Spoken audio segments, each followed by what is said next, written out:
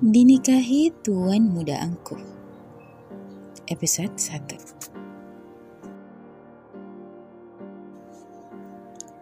Seorang gadis kecil tengah berlari sambil membawa rangkaian bunga yang telah ia petik dari taman. Berlari menuju ke sang ibu yang duduk setia menemaninya di bawah sebuah pohon yang besar. "Lihat, Bu, Vian pintar kan, Bu? Bunganya terlihat cantik kan?" ujarnya dengan senyuman khas anak kecil, seraya memperlihatkan beberapa bunga di dalam genggamannya. Ibunya tersenyum, mengelus surai coklat dengan model Charlie yang begitu mirip dengannya. "Cantik, sangat cantik sayang. Anak ibu memang pintar." Ibu meraih tubuh kecil itu membawanya duduk di pangkuannya. "Vivian sayang." "Iya, Ibu." "Vivian harus selalu tersenyum seperti ini ya. Putri ibu sangat cantik ketika tersenyum." "Benarkah, Bu? Vian cantik?" "Benar sayang. Apapun yang terjadi nanti ke depannya, Vivian harus selalu tersenyum.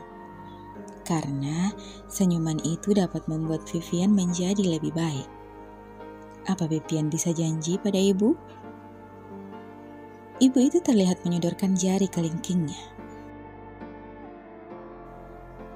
"Iya, Bu, Vian janji." Vivian kecil menautkan jari kelingking itu ke jari sang ibu. Setelah itu, berteriak histeris karena wanita yang ia sayangi tiba-tiba jatuh tak sadarkan diri. "Ibu, ibu, ibu, ibu."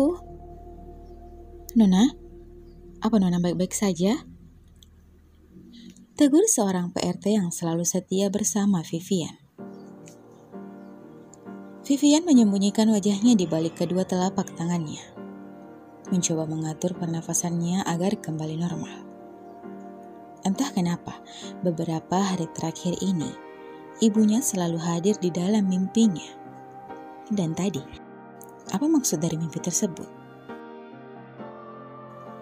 Apa ini ada kaitannya dengan pernikahannya dengan seorang pria yang dijuluki dengan sang bilioner yang arogan? Pria yang terkenal dingin, angkuh, dan paling berkuasa di kota ini. Apakah benar mimpinya ada sangkut pautnya dengan itu? Tapi kenapa? Apakah ini sebuah pertanda jika hari-hari berikutnya akan lebih berat? Kenapa dalam mimpi itu ibunya selalu menyuruhnya untuk tersenyum? Sekuat apapun ia mencoba mencerna maksud dari bunga tidurnya tersebut, tapi tetap saja Vivian tidak bisa menemukan jawabannya. Nona. Bibi kembali mencoba menyadarkan gadis berpipi cabai itu dari lamunannya. "Ya Tuhan, iya Bi. Bibi masih di sini," tanyanya kemudian. Melamun membuatnya lupa dengan sosok Bibi Umi, wanita parubaya yang sudah terlihat cukup rapuh. Wanita yang selalu menjadi penyemangat untuk dirinya sejak kematian ibunya. Meski begitu, Vivian tetap tidak menceritakan ke semua kisah pelik yang menderanya. Terkadang ada sesuatu hal yang akan lebih baik jika dipendam sendiri, atau bisa dibagi dengan teman yang sebaya. "Apa Nona memimpikan ibu lagi?" tanya Bibi Umi sopan sambil menggeser kain putih yang bergelantungan di jendela agar cahaya bisa masuk ke dalam ruangan tersebut. Meski Vivian telah berulang kali meminta agar Bibi Umi tidak lagi memperlakukannya seperti seorang majikan, tapi dia tetap saja melakukannya, sehingga Vivian pun menyerah sendiri. "Iya, Bi. Akhir-akhir ini Vian selalu memimpikan ibu. Vian jadi kangen sama ibu," balasnya sendu. Bibi Umi mengelus punggung Vivian. "Nona yang sabar ya. Sekarang Nona harus mandi. karena sebentar lagi Brias akan datang. Vivian terkejut. Ia bahkan melupakan hal sepenting ini, di mana hari ini ia akan menikah dengan seseorang yang telah membelinya dari sang ayah yang begitu amat dicintainya. Vivian melangkah gontai berjalan menuju ke kamar mandi, membasahi tubuhnya dengan guyuran air hangat.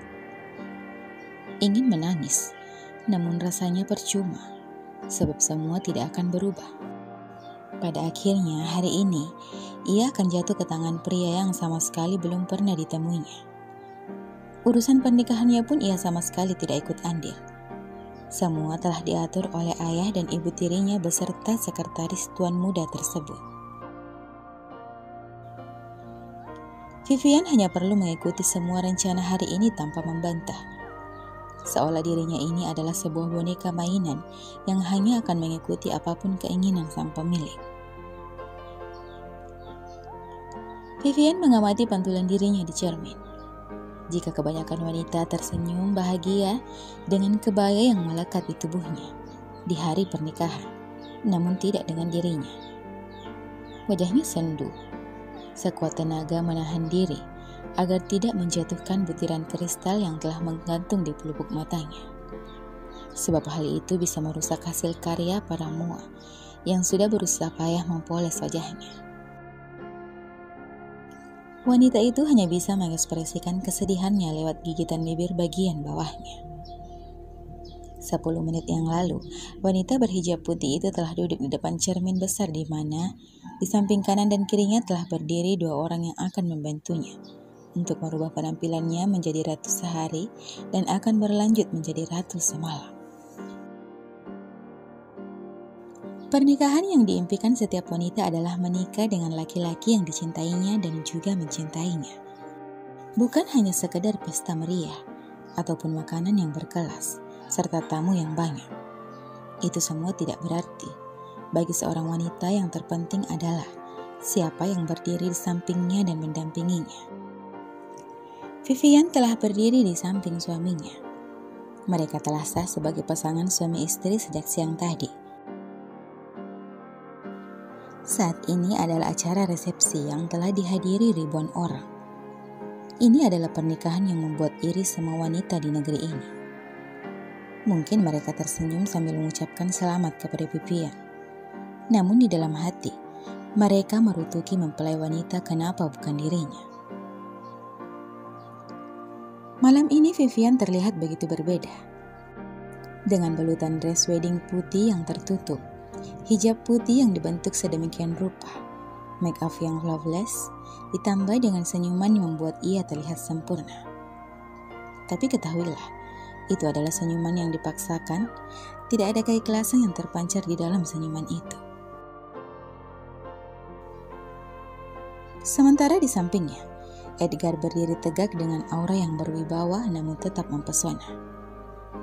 Badan yang kekar berbalut jas putih yang mewah membuat semua orang takjub tak terkecuali para wanita yang merasa ketar-ketir dan ingin segera menggantikan posisi wanita di samping lelaki itu. Angkat kepalamu. Kau hanya perlu menunduk kepadaku, bukan pada orang lain. Ungkap Edgar tiba-tiba membuat Vivian cukup kaget dan langsung menaikkan pandangannya. Good girl? Edgar menampilkan senyum terbaiknya, tapi terkesan terpaksa dan mengolok. Tampan sekali, tapi sayang, angkuhnya tidak tertolong. Umpat Vivian dalam hati seraya melirik lelaki di sampingnya dengan wajah yang datar. Netra Vivian menyapu ruangan itu. Ia melihat ayahnya dan juga adik lelakinya kini sedang berbaur dengan para pengusaha di sana. Wajah sang ayah terlihat begitu berbinar-binar setelah mendapatkan apa yang ia mau untuk mempertahankan perusahaannya, walaupun harus mengorbankan dirinya. Ayah bukan lagi ayahku yang dulu.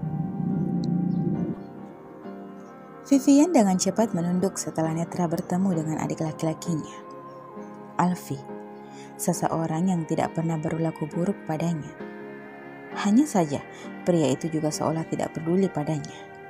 Iya, pria itu sangat cuek di mata Vivian. Ibu, Vivian ingin ikut ibu, gumamnya di dalam hati. Jemari mungilnya saling meremas di bawah sana, hingga tangan putih itu terlihat memerah. Dadanya terasa seperti diremas-remas hingga hancur berkeping-keping. Babak baru kehidupannya akan dimulai sekarang. Dan Vivian yakin semuanya tidak akan mudah. Apalagi saat ia sempat mendengar percakapan kedua wanita tadi siang. Kau tahu alasan kenapa Kak Edward menikahi wanita berhijab itu? Ucap seorang gadis muda. Tidak, jawab seorang gadis yang wajahnya tidak jauh berbeda dari si penanya. Ya, karena wanita itu sangat jauh dari kriteria Kak Edgar. Aku pikir melakukannya hanya untuk memberikan pelajaran kepada Kak Alexa. Kasiannya Kak istri Kak Edgar itu.